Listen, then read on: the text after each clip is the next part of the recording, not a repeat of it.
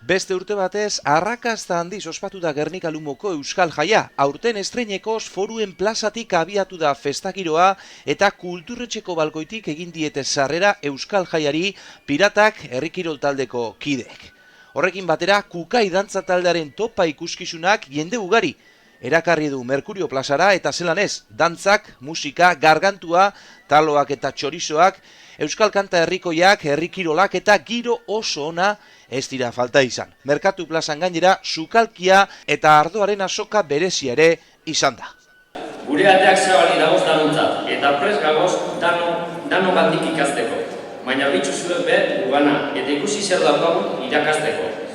Kultura bat, ohitura, hizkuntza, folklorie eta historiaz betetako herri bat, gure herrize. Ez honena ez txarrena, geurie.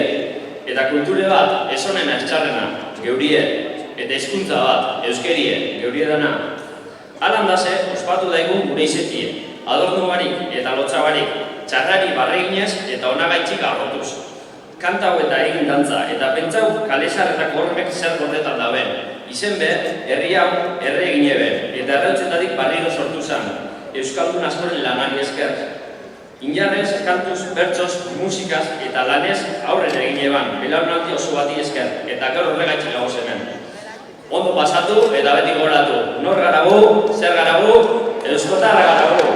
Gora Gernikako Euskal Jaia eta gora Euskal Herria!